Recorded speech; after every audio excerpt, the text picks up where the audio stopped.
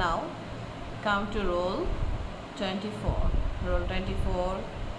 I am sorry বাবা, শেষের দিকে তুমি এত বেশি শাউট করতা ফার্স্ট বেঞ্চে বসে, এবং রোল 8-এর সিটমেট ছিলা তুমি। রোল 8 আর 24 এই দুজন সবসময় পাশাপাশি বসতা। রোল 8 পর্যন্ত অনেক ডিস্টার্ব ফিল করতো, কারণ তুমি প্রায় শাউট করতা, প্রায় বেঞ্চে শব্দ করতা, বেঞ্চে এরকম শব্দ করতা, এবং তোমাকে জিজ্ঞেস করলে যেটা সবচেয়ে নেগেটিভ পয়েন্ট, তুমি সাথে সাথে অস্বীকার, না মিস আমি করি নাই।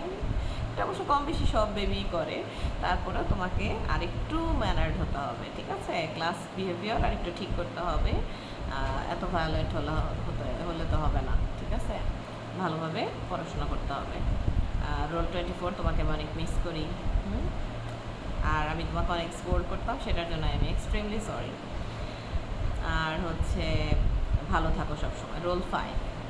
রোল 5 হেরে গলার মোষ, ঠিক আছে? এই রোল 25 তুমি এত সুন্দর সূরা পড়তে পারো, অ্যাসেম্বলিতে এত সুন্দর করে সূরা আল ফাতিহা পড়ো, ক্লাসে একটু সুন্দর করে কথা বলে কি হয়, এই যে মোষের মতো লাস্ট বেঞ্চে বসে বসে চিৎকার করতে থাকো, গড তোমার চিৎকার আমার এখনও কানে বাজে রে ভাই। But I miss you a lot, very good boy. তারপরে হচ্ছে roll 26 is very silent and polite, but always ক্লাসে লেট করে আসতা, যেটা ঠিক না।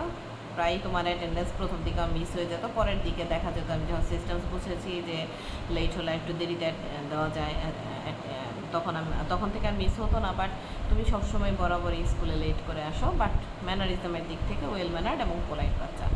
রোল 27 সম্ভবত নিউ কামার ওই স্কুলে।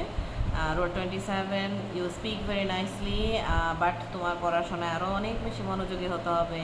তোমার এসটিগুলোতে মার্কস আমি কম দেখেছি, এবং আমার মনে হয় যে পড়াশোনার দিকটা আরেকটু খেয়াল করলে তুমি অনেক ভালো করতে পারবা। রোল 28 এই বজ্জাত। রোল 28 কাক চেনো? কাক যখন চোখ বন্ধ করে কোনো কিছু ভাবে, তখন মনে করে দুনিয়া ওকে দেখতেছে না, ঠিক আছে? কিন্তু অ্যাকচুয়ালি দুনিয়া কিন্তু ওকে দেখতেছে, সেটাও বোঝে না, এই জন্য কাককে বোকা বলা হয়। তোমার এত সুন্দর হ্যান্ডরাইটিং, ইনফ্যাক্ট ওই ক্লাসের সবচেয়ে সুন্দর হ্যান্ডরাইটিং তোমার হ্যান্ডরাইটিং দেখে মুগ্ধ হবে না এমন, মানে কোনো শয়তানেরও মন গলে যাবে, এত সুন্দর হ্যান্ডরাইটিং। আল্লাপাক এত ভালো ব্রেন দিছে, এত সুন্দর হ্যান্ডরাইটিং দিছে, দুষ্টামিটা একটু কম করলে কি হয়? তেমন কি কিছু হয়? দুষ্টামি করার জন্য তা সময় পাও, কিন্তু নিজের মানে ক্লাসে দুষ্টামি কইরা একদম চিল্লাচিল্লি কইরা টিচারের গালি খাওয়ার কি দরকারটা রে ভাই? হ্যাঁ, আর তোমার লেখা খুবই ইমপ্রেসিভ, তোমার কাছ থেকে আমি অনেক বেশি বেশি ভালো রেজাল্ট এক্সপেক্ট করি, ঠিক আছে? তো ভালো থেকো সবাই, সবাইকে ঈদের শুভেচ্ছা জানিয়ে শেষ করছি। আল্লাহ হাফেজ।